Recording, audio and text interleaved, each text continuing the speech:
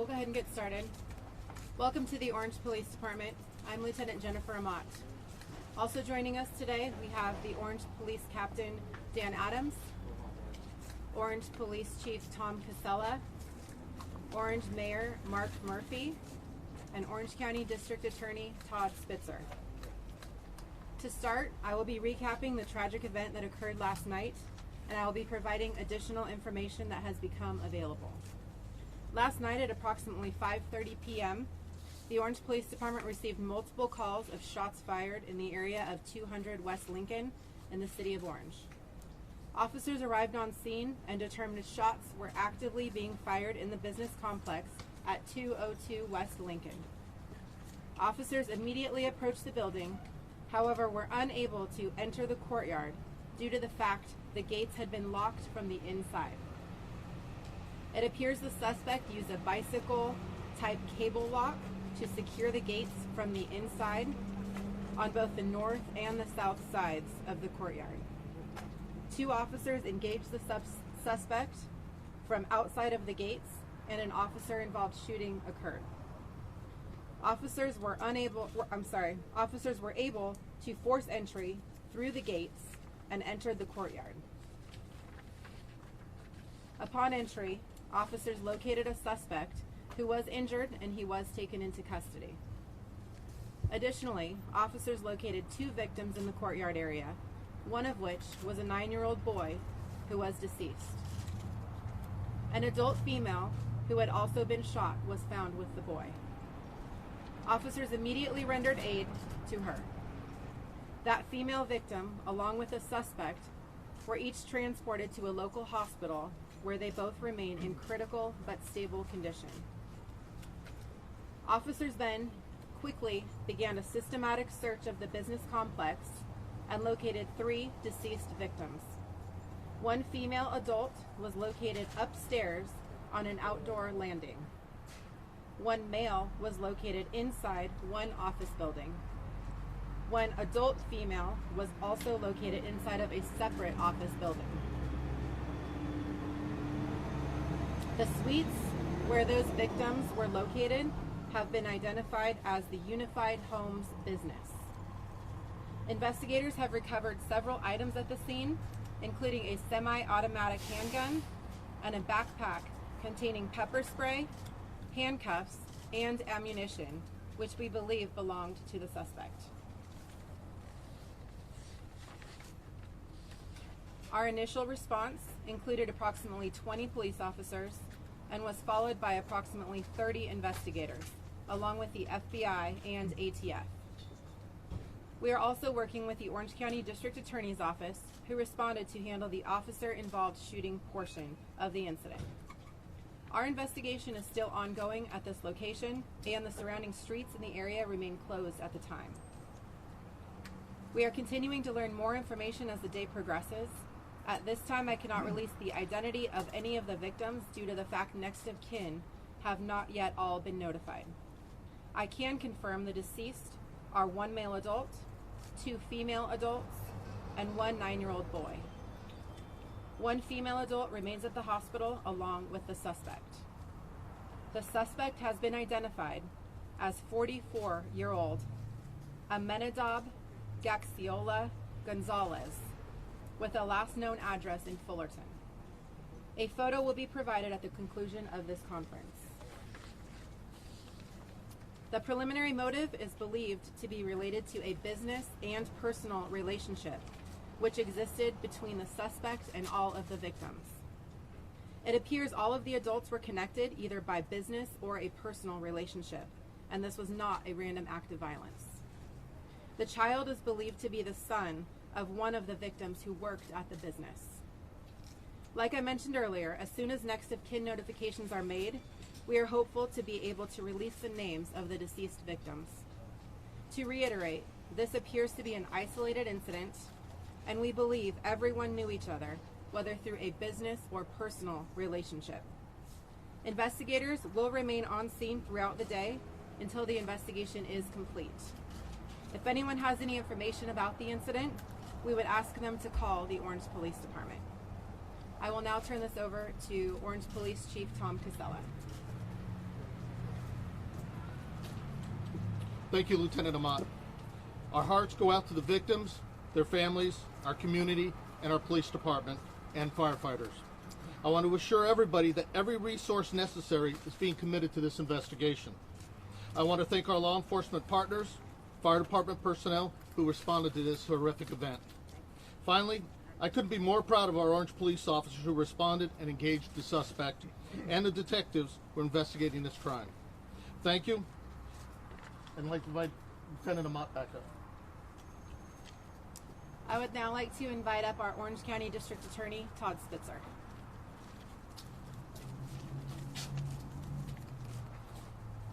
It's not really a good morning, even though it's beautiful outside. This is Child Abuse Prevention Month, and it appears that a little boy died in his mother's arms as she was trying to save him during this horrific massacre. I want to thank Chief Casella and his staff and Lieutenant Amat and all the investigators and police that responded. Our hearts today go out to the victims, and I'm here to tell you that we're going to do everything in our power in the Orange County District Attorney's Office to get justice for these families, and we pray for one of the victims who is still in the hospital who underwent emergency procedures. Thank God no Orange police officers were injured or killed. They arrived at this scene apparently to find the front and the back wrought iron gates locked and secured, which meant that they were not able to get into the courtyard premises or the locations in order to try to secure and take care of the suspect. And we know that shots had been fired before their arrival. We know the suspect also apparently had been wounded as well, and that investigation is ongoing about what caused his injury. But those officers had to engage the suspect from outside the premises until bolt cutters could be brought to the scene in order for them to gain entry to the premises. In the meantime, horrific rampage was going on in offices, and people were dying or were being shot, and that is still obviously under investigation. I want to explain why the District Attorney's Office is on the location at scene. You saw our mobile command. We're presently conducting two operations. One is the officer-involved shooting. Anytime a police officer engages with deadly force in the field, that is investigated by the Orange County District Attorney's Office, except for the city of Huntington Beach. The reason is simple. We need to ensure that there are officers from the DA's office who investigate other officers and have nothing to do with and no connection to the agency that's being investigated. That is for transparency and objectivity. The other reason we're here is because of the criminal investigation of the shooting itself by this alleged suspect, Mr. Gonzalez. Throughout the night, my prosecutors were working on search warrants and other aspects of advice to the investigative team, and we believe we will be getting the submission for a request for filing in the next few days. I'm here to make something very, very clear. Mr. Gonzalez is eligible for the death penalty. This is a special circumstances case. There were multiple victims. And we are now presently looking at whether his locking of the front and the back gates constituted a lying in wait, which would also be eligible for death.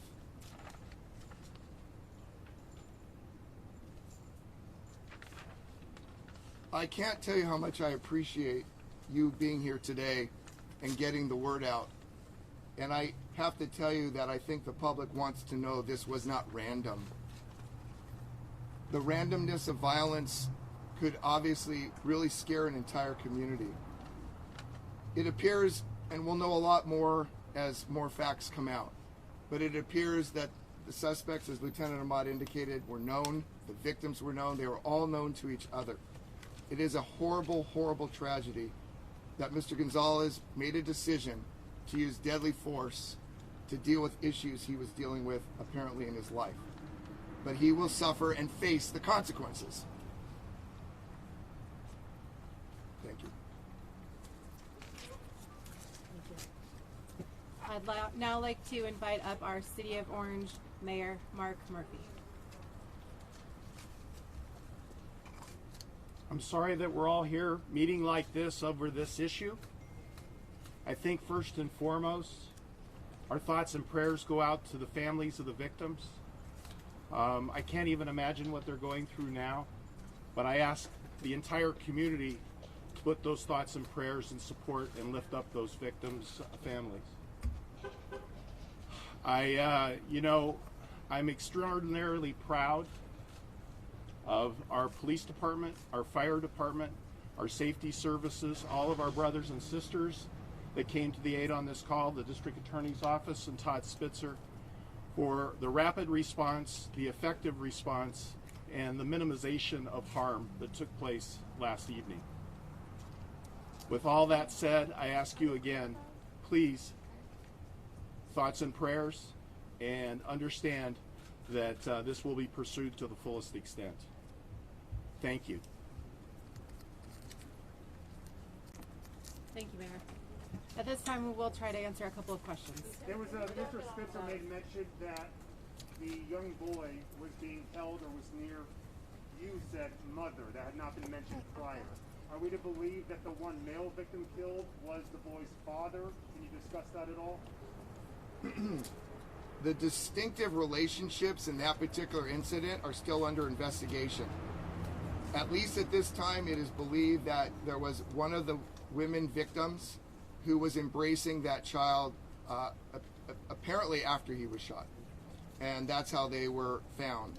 What their relationship is exactly, it's still under investigation. I don't want to say for sure, but that is the belief, at least, that the child was being protected during that act before he passed. Was Mr. Gonzalez a known entity to law enforcement? Was there any restraining orders filed by any of the victims beforehand? So one of the things I will be looking at in terms of deciding whether or not Mr. Gonzalez is eligible for death or life without the possibility of parole, assuming we can prove all 4 murders in a court of law after presenting the evidence to a trier of fact. Assuming we can do all those things, then it will be up to me ultimately to make a decision. One of the factors that I am required by law to look at is his criminal history. I'm not prepared right now to discuss that. At some point in time, as we go through the evaluative process on whether or not we'll be seeking death or life without the possibility of parole, those facts will be shared publicly, or at least in a court of law. I'm not at liberty today to discuss his criminal history, but I also want to make something clear. I'm not inferring by what I said that he has a criminal history. So please do not report anything about his criminal history. We are not prepared to discuss that today, but we're not inferring he has one by the absence of that answer. You said there was a personal and professional relationship. You said there was a personal and professional relationship between the different people involved. Can you expand more on that? Did the suspect have any kind of personal romantic relationship with anyone involved? And what was the nature of the professional relationship? At this point, the details of their relationship is still under investigation, but we can confirm that there was a business and personal relationship between the suspect and the victims. Was there a recent break between them? At the conclusion of this conference, we will provide the full spelling of the name as well as a photo to each of you that would like it. What is United Homes? Unified Homes.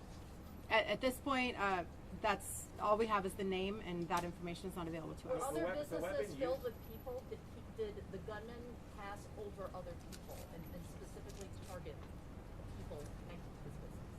Anyone that was on scene was interviewed, so we are still determining how many potential witnesses we may have had. The weapon used, was it purchased legally, and is that weapon legal in California? I don't have information as to the weapon that was used specifically. All that I know is it is a semi-automatic weapon. What hospital were they transported to? I know you didn't want to say yesterday, but can you confirm what hospital? At this point, we are just confirming a local hospital. Can you talk about the boy? Was she fatally shot? Is she the woman who was wounded? Was she unharmed? The relationship between the boy and his mother at this point is not being provided, and we're still confirming. The woman who was holding the boy. What were her injuries? Did she die? She is the one that was transported to the hospital. And the gunman, did he suffer a self-inflicted gunshot, or did police end up shooting? At this point, that's all under investigation. Do we know the condition of the shooter? He is in the hospital and remains in critical yet stable condition. Was there a recent conflict? about any mental health issues going into this? Do you know anything about his background? That's all something that will come out in the days and weeks to come. Was there a recent conflict between the suspect and some of the victims?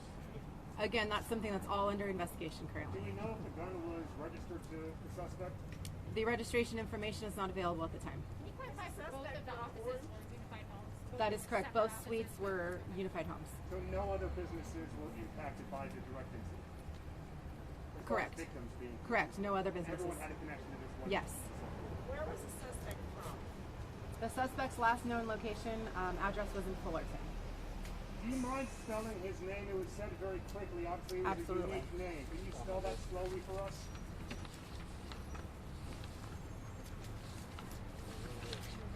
The first name is Aminadab, A-M-I-N-A-D-A-B,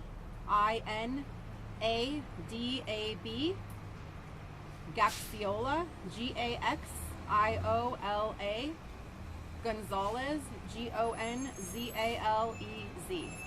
And he is 44 years old. Can you go one more time? I will post all of that at the conclusion of the conference. Can you talk about the initial call? What did the caller say?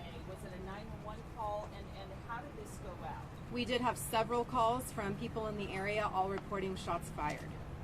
And sorry if this is repetitive. How long did it take from the beginning of the incident to when the lock was cut loose and this was brought to an end? What was the duration of the event?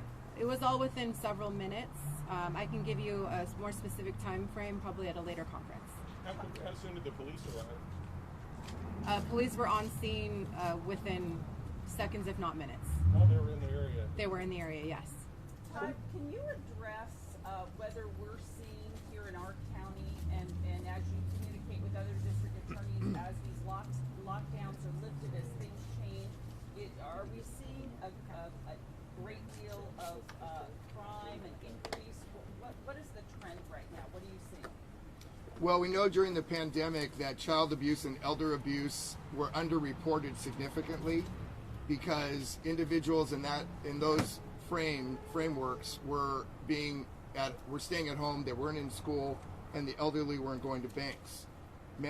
Bank tellers are mandatory reporters, and so obviously are school personnel. As a result of the lifting and the relaxing of these situations, we're seeing those reports back on the rise. So, for example, in this case, we have a child who's deceased, and obviously, I want to know and I want to take into consideration whether there are any issues of child abuse in the past, because that may or may not be relevant to the particular case. Across the nation, we're obviously seeing a lot of pent-up frustration from being locked down during the pandemic. But let me make something clear. Just because you now have had relaxed standards in your community and you have pent-up frustration, that doesn't give you permission, obviously, to go out and act in a way like this because you have pent-up anger or frustration. At some point, we're going to be able to explain the motive because of the relationships and what was going on, but that is under investigation, and we're ultimately going to and need to present this in a court of law. Can you tell us if there were any recent police reports to that address, and was there any restraining order either filed for or in place against the suspect? That will all be investigated, and that information will be forthcoming. Did you mention potential instances of child abuse? Was the 9-year-old boy the son of the gunman? We're not disclosing any information as to the relationship between the suspect and any of the victims. A question for the police chief, if you don't mind. Yes. We're aware that you've recently announced that you're stepping back from the role. For this to occur near the end of your time here, it's been some 24 years since something similar as far as a death count. What are your emotions to be handling this so close to you stepping away? Well, I don't think for me stepping away really has anything to do with any time something like this happens. It's just a horrible, tragic event, and I don't wish this on anybody. So the emotions, whether I'm brand new or at the tail end of my career, it's just as horrific and challenging. So it's just a terrible incident, and no real impact on my stepping down or retiring, I should say. Was the incident in '97 under your time here? I was working there. Yes, it was. Can you compare this as far as just handling this investigation, as far as recent incidents in the city? How does this compare and rank? This incident yesterday was, again, last major incident of this significance was in 1997. So we don't, thank God, we don't experience these types of incidents often in our city. Chief, just to clarify, the suspect's injuries, were they caused by the officer shooting at him, or was he self-inflicted? Just to clarify. Again, that's still under investigation. We're not releasing any of that information at this time. Thank you. Normally it takes several months before your office decides whether to go to the death penalty for a suspect. In light of this mass shooting, is this something that you might decide sooner? Can you walk us through that, and whether you think that this might rise to the level of someone who deserves death? Well, first of all, I take every single murder in our county very, very seriously. And since I've been the district attorney in the last 2 years, I have reviewed nearly 20 murders for whether or not it would qualify for death. I have not filed one death case, even though I have reviewed many, and I've decided those were eligible for life without the possibility of parole. I won't be rushed. The defendant deserves, or assuming he becomes a defendant, the suspect deserves all due consideration. Asking a jury to pass down a verdict of death is the most serious consequence we ask, and it's the only consequence where a jury makes the decision as opposed to a judge. So number one, I won't be rushed, and number two, we want to have all the facts in place before that very, very important decision is made. But what I want everybody to understand fully is that we are going to do everything correctly. We're not going to rush, and we're not going to make mistakes. In the last mass shooting here in Orange County, in Seal Beach, there were serious mistakes that were made by the prosecution team that resulted in death being taken off the table. That is not going to happen with this case. So we're going to proceed appropriately, carefully, and within the confines of the law. Is it possible to see the suspect's photo then? You mentioned that would happen. Yeah, at this point, I will post the suspect's photo. I will provide copies of that to anyone who would like it, and we will reconvene here at 3 p.m. with any additional updates. One more question. Can you tell us how many people were in the complex when this happened, and had police not responded when they did, how much worse this could have been? It's our understanding that there were not a lot of other people in the complex, if any. That's all under investigation at this point. So we will reconvene at 3 o'clock. Thank you.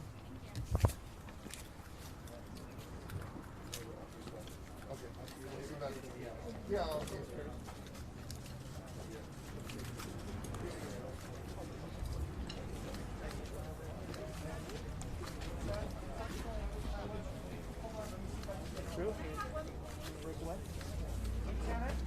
Lieutenant? We have a Spanish person who can speak to this.